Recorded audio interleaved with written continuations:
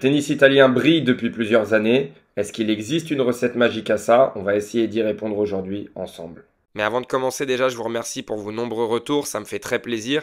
Et je vois qu'il y en a beaucoup qui regardent mes vidéos et qui ne sont pas abonnés. Donc franchement, n'hésitez pas à vous abonner, ça m'aide énormément. Je vais d'abord vous expliquer pourquoi le tennis italien est revenu sur le devant de la scène et ensuite je vais vous donner mon avis sur la situation. Et aujourd'hui, on connaît tous Jannik Sinner, premier Italien de l'histoire à être numéro 1 mondial. Il a remporté l'Open d'Australie en début d'année. C'est l'icône du pays. Mais il n'y a pas que lui, évidemment. Il y en a un qu'on ne présente plus, Lorenzo Musetti, qui vient de faire finale aux Jeux Olympiques et qui vient de prendre la médaille de bronze. On a aussi Flavio Cobolli, joueur très talentueux, qui vient de faire finale à l'ATP 500 de Washington la même semaine que la semaine olympique. On a Dardery qui a remporté son premier ATP 250 cette année à Cordoba en Argentine. On a aussi Matteo Arnaldi qui a déjà 2 huitièmes de finale en Grand Chelem. Ou encore Luca Nardi, peut-être un petit peu moins connu du grand public, mais qui a battu Novak Djokovic à Indian Wells le 12 mars dernier sur dur. Et il a aussi remporté les petits As à Tarbes, un tournoi prestigieux chez les enfants. Et si je vais même un petit peu plus loin, ils sont 24 en tout dans le top 300, les Italiens. Et si on va même regarder du côté des juniors, on a 2 Italiens dans le top 50, dont un dans le top 10, Federico Cina, qui est très fort. Et lui, retenez bien son nom, car on va en entendre parler. Car il y a encore quelques années, le tennis italien était représenté dans le top 100 par exemple Lorenzi, Volandri, Starace ou encore Fabio Fognini. D'ailleurs, le savais-tu, Volandri jouait un petit peu comme Manarino, il tendait sa raquette à 10 ou 11 kilos, ce qui est vraiment très très peu. Mais le tennis italien brillait chez les femmes, avec la victoire de Flavia Pennetta à l'US Open ou encore Schiavone à Roland-Garros. Et ce dont a besoin une fédération pour espérer des résultats et construire un projet viable, c'est de la continuité. Et ça, l'Italie l'a bien compris puisque Angelo Binaghi, leur président, est en place et est en poste depuis 22 ans. Car oui, on le sait, c'est très compliqué. Au tennis, on en reparlera après, mais on ne forme pas un champion comme ça du jour au lendemain. Je ne pense pas qu'il existe une recette magique, mais par contre, on peut avoir un cadre, une structure qui fait que sur le moyen long terme, on peut espérer avoir des meilleurs résultats. Et la fédération italienne l'a bien compris, puisqu'elle a accepté et s'est servie de ses erreurs passées pour se détacher un petit peu de son système fédéral. En d'autres termes, la fédération a accepté de se mettre en retrait et a lâché son modèle centralisé sur le centre national d'entraînement. On le sait, le tennis est un sport individuel et donc chaque joueur a le droit à un projet personnalisé et individualisé. Alors oui, certains ont plus de moyens que d'autres ou tout simplement sont plus doués et peuvent rejoindre des académies comme celle de Piatti, ça a été le cas pour Jannik Sinner, ou encore l'académie Mouratoglou pour Musetti. Les autres suivent aussi leur projet, mais dans des académies peut-être un petit peu moins luxueuses, ou alors tout simplement dans leur ville natale, avec des projets centrés et rassurants. Mais en tout cas, l'Italie en a terminé avec son centre national d'entraînement. Les joueurs se rendent là-bas uniquement pour faire des stages. On ne met plus les joueurs dans des cases au centre national d'entraînement et on personnalise leur programme. Et on dit souvent que pour pouvoir entraîner au haut niveau, il faut avoir joué au haut niveau. Et la fédération italienne a, elle, accepté avec le temps le fait d'inclure tout le monde dans le projet. Des acteurs passionnés, par exemple comme l'entraîneur de Musetti depuis ses 7 ans, Simone Tartarini, qui l'a suivi durant toute sa carrière. Si on reprend les propos d'Ivan Ljubicic, qui a d'ailleurs eu un poste dans notre fédération chez nous sur le haut niveau en France, il a dit, je cite, « La fédération italienne est là au cas où les joueurs ont besoin de quelque chose en termes de structure ou de service. C'est donc un accompagnement permanent en soutien du joueur. » Et je voudrais vraiment insister sur ce mot, accompagnement. On accompagne le projet des joueurs et on ne décide pas pour eux le projet à leur place. Mais accompagner, ce n'est pas assez pour la fédération italienne. Elle veut aussi désormais former. Elle a donc mis les moyens pour installer des tournois sur son territoire chaque semaine. Dans le passé, nous avions seulement le Master 1000 de Rome, très connu évidemment, puis le petit tournoi 250 de Palerme.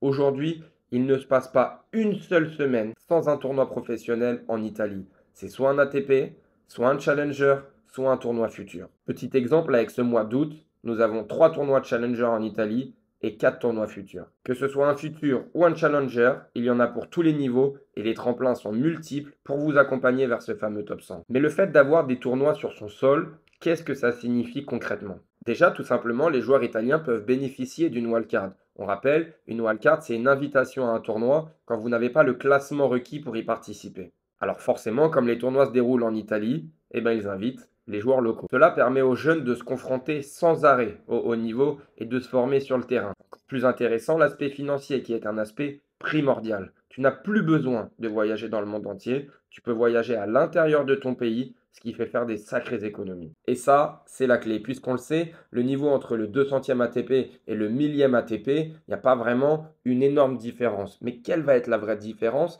C'est à partir du moment où vous jouez sans avoir la pression du coût financier. Je m'explique, ça veut dire que quand vous jouez et que vous allez à l'autre bout du monde, par exemple, on a un Paraguayen ou un Bolivien qui vient jouer en Europe, il a payé extrêmement cher ses billets d'avion, il est un petit peu obligé de faire des résultats, sinon il aura tout perdu. Un Italien, il sait que s'il perd cette semaine, la semaine d'après, il peut prendre un train, il peut même prendre la voiture, parfois c'est sur la ville d'à côté. Et quand tu n'as plus cette pression mentale, tu peux réussir à performer beaucoup plus facilement. C'est aussi en faisant un maximum de matchs, en te confrontant au maximum aux meilleurs joueurs, que tu vas réussir à progresser. Et ça, les Italiens l'ont bien compris, puisqu'ils font jouer leurs jeunes dans les tournois professionnels dès le plus jeune âge. Et du coup, la formation commence très tôt. Attention néanmoins, on ne peut pas former un Jannik Sinner, qu'on soit bien d'accord.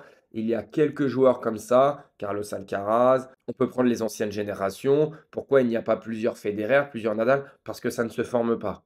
Le sujet n'est pas d'essayer de former des numéros 1 mondiaux. L'idée, c'est d'essayer de former une vraie structure viable sur la durée pour avoir des résultats qui se pérennisent dans le temps. L'Italie a un très gros vivier de joueurs et c'est ça le vrai projet, c'est d'avoir une émulation autour d'un groupe, pas autour d'un seul joueur, d'une seule petite pépite qui est sortie de nulle part. S'il existait une recette magique pour former un numéro 1 mondial, je pense qu'on serait déjà au courant. Par contre, des joueurs comme Sinner, on peut les former, on peut surtout les accompagner, les encadrer, les rassurer, les aider, mais ce n'est pas l'usine avec une recette magique comme je viens de vous le dire, et hop, on peut construire un numéro 1 mondial. Ça, personnellement, je n'y crois pas. Le tennis est avant tout un sport individuel. Il y a des qualités qu'on ne peut pas forcément expliquer. La compréhension très rapide, des qualités physiques. Voilà, il y a des choses. C'est aussi un petit peu la magie de ce sport et de plein d'autres sports. On peut former, on peut accompagner, mais on ne peut pas tout expliquer. Et le rebond du tennis italien a commencé par le jeune Matteo Berrettini qui fait finale à Wimbledon en 2021. Il ne faut pas l'oublier, Matteo, hein. Ça a été vraiment la figure italienne avant que Jannik Sinner arrive. C'est lui qui a pris un petit peu le relais de Fabio Fognini, qui d'ailleurs avait remporté le Master 1000 de Monte-Carlo. Je ne sais pas si vous vous en souvenez, mais il avait d'ailleurs produit un tennis formidable sur ce tournoi-là. Mais entre Fognini, entre Berrettini qui fait finale à Wimbledon, forcément ça crée une émulation. Derrière, on a Jannik Sinner qui devient numéro 1 mondial, le premier joueur italien d'ailleurs à devenir numéro 1 mondial, donc icône dans son pays. Et tout ça, ça se traduit dans les chiffres, puisqu'il y a encore 2 ans et demi, on était à 500 000 licenciés. Alors attention, dans les licenciés, c'est un petit peu comme en France, il faut aussi prendre les licenciés paddle. Il y en a beaucoup et ça émerge aussi en Italie comme en France. Mais aujourd'hui, on se rapproche des 900 000 licenciés. Donc on voit forcément qu'il y a un effet tennis italien qui se met en place. Et l'Italie ne s'arrête pas là. Elle accueille depuis 2021 les ATP Finals, tournoi mythique réunissant les meilleurs joueurs du monde pour le dernier tournoi de l'année qui durant 11 ans se déroulait à Londres. Alors oui, le tennis c'est un sport individuel, mais la Coupe Davis, elle, se fait en équipe et la dernière édition a été remportée par l'Italie contre la Serbie de Novak Djokovic. Mon avis sur le tennis italien, tout simplement, je pense que tout va bien et que c'est pas prêt de s'arrêter. Il y a tout en fait pour que ça fonctionne. On a des jeunes, on a un joueur qui a été numéro 1 mondial et qui va montrer la voie pendant de nombreuses années. Et en fait, déjà, rien qu'entre eux, ils vont pouvoir se challenger. Et ensuite, ça va créer une émulation pour se challenger aux yeux du monde. Je l'ai déjà dit, mais je le répète, le fait d'avoir vraiment instauré des tournois chaque semaine sur son territoire est la clé de la réussite. Et si on devait faire un petit parallèle avec la France, nous aussi, on est sur le même plan, en tout cas sur ce point de vue-là. Nous avons des tournois chaque semaine, que ce soit Futur, Challenger ou ATP en France. Et donc ça nous permet également d'avoir un énorme vivier de joueurs. Mais là où pour moi, la fédération italienne a fait une grosse différence par rapport à la fédération française, c'est sur le fait de faire confiance à des passionnés, le fait de faire confiance à des gens extérieurs et de ne pas tout centraliser simplement à la fédération. Puis après, c'est l'effet boule de neige. Forcément, on a Jannik Sinner qui devient numéro 1 mondial, ça crée de l'émulation. Derrière, tu as les jeunes qui sont inspirés, qui ont envie de faire mieux, tu as la jeunesse qui s'inscrit au tennis, et puis en fait, après, c'est parti et tu rentres dans un nouveau cycle où le tennis devient un sport national. Là-dedans, il y a un vrai projet de base, il y a forcément un petit coup du destin aussi, un petit coup de chance, parce que quand on arrive à avoir un joueur qui va au bout des tournois du Grand Chelem, bah forcément, ça rassemble tout le monde dans le pays et tout le monde va dans le même sens. Donc il y a quand même ce petit facteur-là qu'on ne peut pas maîtriser. Mais ensuite, en fait, à partir de ça, il faut être capable de pouvoir surfer dessus. Par exemple, si on prend l'exemple de la Suisse, bah, il y a eu Roger Federer, il y a eu Stan Wawrinka derrière. Mais qui va arriver ensuite?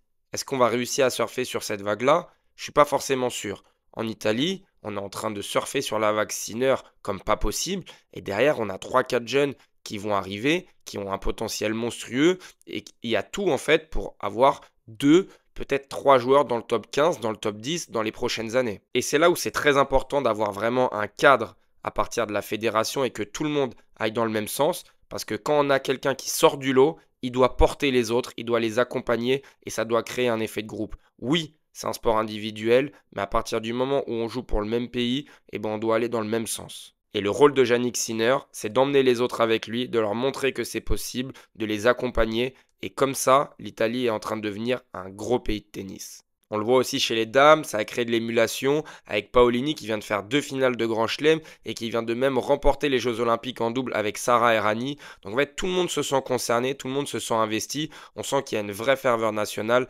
derrière ce nouveau projet.